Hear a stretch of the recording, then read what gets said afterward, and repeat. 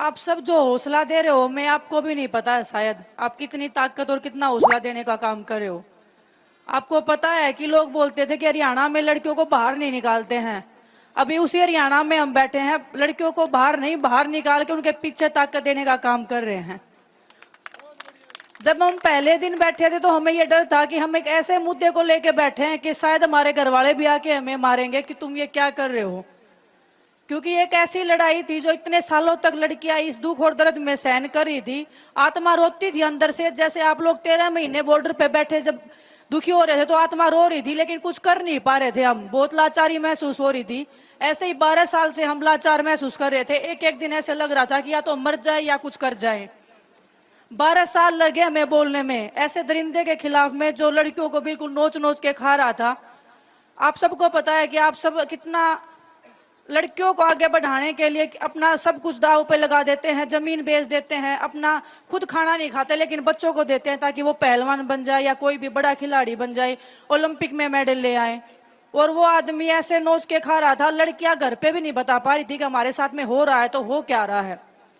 बहुत सारी लड़कियां आके सामने रोती थी कि दीदी ऐसे ऐसे कर रहा है, लेकिन फिर वही मजबूरी में उनके साथ बैठ के हम भी रो लेते थे कि चलो थोड़ा सा दुख दर्द अपना कम कर लेते हैं, लेकिन हम कर कुछ नहीं सकते। एक दिन ऐसा मौका आ गया कि अभी या तो कर लेंगे या मर जाएंगे। जब पहली बार बैठे तो हाथ पे जान लेके बैठे थे कि हम अब मरने के लिए तैयार है, लेकिन अभी कोई जान लेने वाला ही नहीं मिल रहा हमें। सब कुछ चुप बैठे हैं, हर कोई बेटी बचाओ बेटी पढ़ाओ, बेटियों के लिए ये कर दिया, बेटियों के लिए वो कर दिया। मेडल लेके आते हैं तो फोटो खिंचवाते हैं, तब हमें ये लगा था कि ओह देश में तो बहुत इज्जत होती है मेडल वालों की।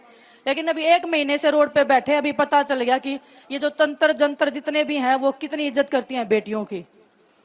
दुख होता है बहुत कि आप लोगों को भी हम दुखी कर रहे हैं। आपने जन्म दिया है, इतना बड़ा किया है, इस मुकाम पे पहुंचाया है, फिर उसी सड़क पे आके हम बैठ के आप लोगों को दुखी कर रहे हैं। लेकिन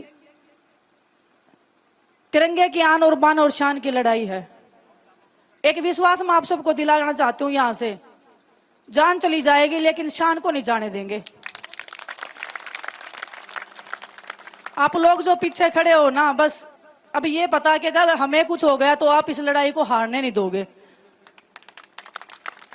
आप लोगों ने 13 महीने जो संघर्ष किया था, जो जीत का एक मादा सिखाया था, मैट पे तो जीतने का आप लोगों ने हिम्मत दिया था कि बेटा कुछ नहीं, हार जीत तो चलती रहती है, लेकिन यहाँ हार नाम का कोई ऑप्शन है नहीं हमारे पास, सिर्फ जीत और जीत हमारे लिए रास्ता है। अब तक ताकत के साथ में खिलाड़ी बनाओ, उस जोश के साथ में खिलाड़ी बनाओ, आगे का रास्ता वो है, हम क्लियर करेंगे। ब्रजभूषण एक है ये तो, लेकिन जितने ही दरिंदे बैठे हम उन सबको मारने का काम करेंगे।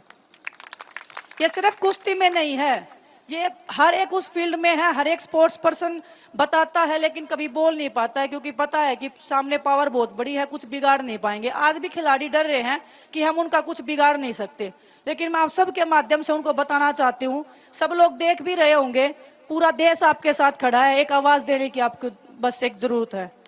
अगर आप खुद में विश्वास बनाओगे तो आप जैसे लोग हजारों खड़े हैं जो हमारी ताकत बनने का काम कर रहे हैं। और आपने जो जब हम मेडल लेके आते हैं तब वो हौसला बढ़ाते हो, मुझे ऐसे लगता है कि उससे भी ज्यादा आप हौसला आज दे रहे हो, उससे भी ज्यादा आप लोग ताकत में यहाँ आए हो। तो अभी हमें बोल रहे हैं, हमें हर दिन शंका होती है कि हम जीत भी पाएंगे या नहीं जीत पाएंगे, क्योंकि चारों तरफ से हमें मारने की कोशिश की जा रही है कि इनको कैसे तोड़ा जाए, इनको कैसे पीछे हटाया जाए। लेकिन आज हमें विश्वास हो गया है कि अभी जीत ही जीत हमारा रास्ता है। मैं आप सब की बहुत तहे दिल से गुजारी रहूंगी कि मैं चाहती हूँ कि मैं ये लड़ाई जीतने के बाद भी हम मेडल जीत के लेके आए। और जो लोग वो ब्रजभूषण बोल रहा ना ये खत्म हो गए, उनको भी दिखाना चाहते हैं कि हम खत्म नहीं हुए हैं। आत्मसम्मान की लड़ाई के बाद में मैदान पे भी लड़ाई हम लड़ सकते हैं। आप लोगों का तहे दिल से शुक्रिया। और बस मैं यही बोलूंगी कि हमारी मिट्टी, हमारा खून इतना कमजोर नहीं है कि ऐसी लड़ाई भी हम ना जीत पाए। धन्यवाद आप सबका। पहलवान बेटियों का धरना और आंदोलन रोज नया आयाम गढ़ रहा है, इसमें लोग जुड़ते जा रहे हैं। उसी क्रम में इन्होंने आह्वान किया है खाप पंचायत की महिलाओं से कि वो और अपनी ताकत दिखाएं, धरने को सार्थक बनाएं। विनेश फोगाट ने बताया और क्या क्या होता था इनके साथ उसका खुलासा किया।